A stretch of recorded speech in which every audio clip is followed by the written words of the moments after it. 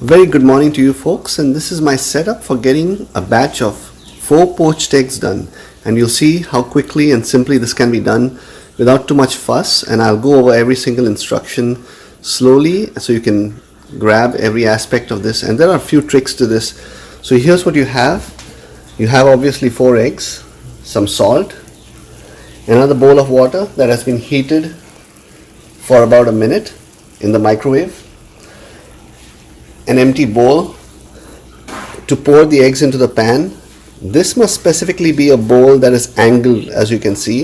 It has a little angle to it, and that helps the egg get into the pan without rushing it into the pan and in the hot water, and gives a gentle flow to the egg as it moves into the pan. And you'll see how I do that later. Of course, a plate to receive the poached eggs, and here the most important, the container, which is about 2 inches deep. You don't need a very deep container for poached eggs, and you need to bring the water to a good boil. And right after you do that, the first thing you're going to do is turn it off so that it doesn't heat anymore. And you'll see that when you do that, the water is going to settle. Before the water settles, let's add in some salt, about a tablespoon of salt to this pan. A little more or less wouldn't hurt, because the eggs are not really going to absorb all that salt. It's just to stabilize the water. I don't add vinegar in this recipe, so that'll be interesting. If you recall, I had a bowl of water that was heated in the microwave for a minute.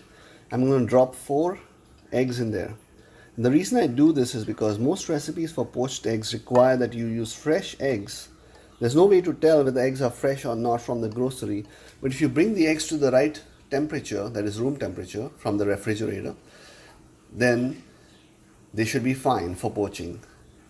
As you can see, the water is settling down.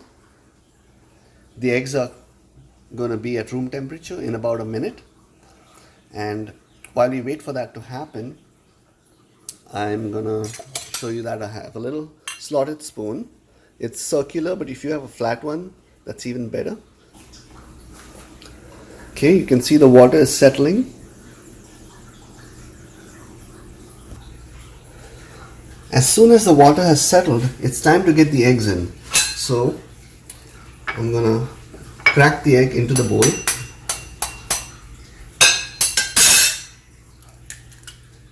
Make sure you don't split the yolk as you're cracking the egg. As you can see, the water has settled completely. The flames are off, and this is the reason I need the angled bowl, because I can go right up to the water surface, and as soon as the bowl touches the water surface, you begin gently pouring the egg in there.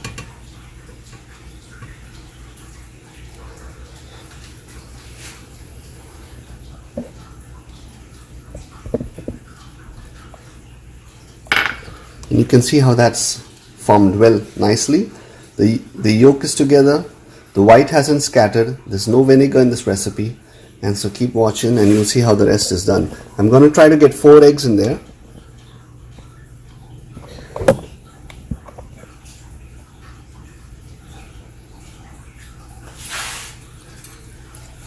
Here goes the second.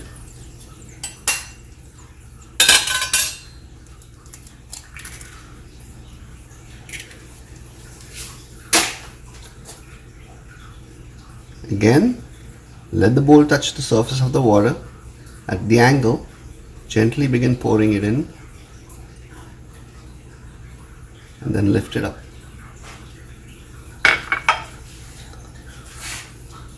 Some egg whites will scatter a little more than the others, because not all eggs are the same.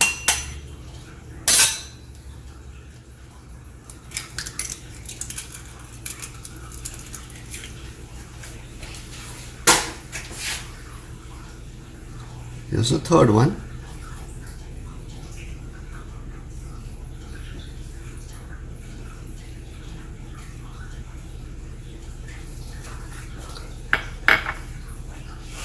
I'll give you a close-up view of that. And you can see the eggs are poaching. There's very little or no scattering of the white. Every time you pour an egg, you don't have to get all of the white in there if you don't like it too much. As you can see, there's a little egg white left in here, and some folks recommend that you just toss it. Okay. Now I've got 3 eggs in there. I don't think I have space for another because these seem to be large eggs. And now that they're all in there, the water is still settled. I'm going to go and turn this back on to a medium low and let that cook. That should be cooking for about another 2 minutes at least. So it's been a couple minutes now. I'm going to fish the first one out. And you can see how simple it is because they're already floating. You can hold it by the side of the pan so that you get drain out most of the water before you put it on the plate. Okay.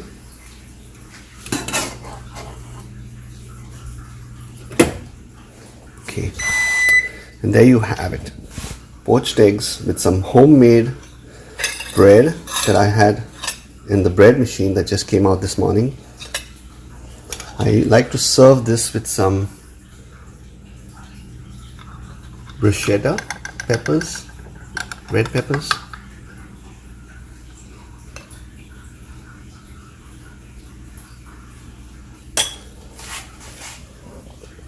And now it's time to enjoy some of this. So I'm going to dig in right here so you can see what this looks like.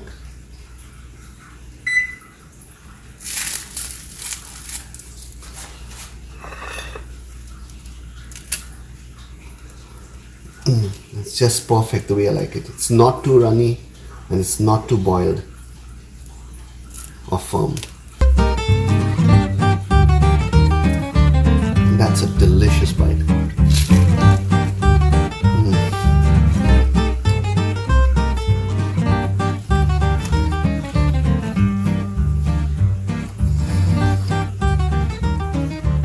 Simply delicious. I hope you enjoy making this yourselves. Thank you and goodbye.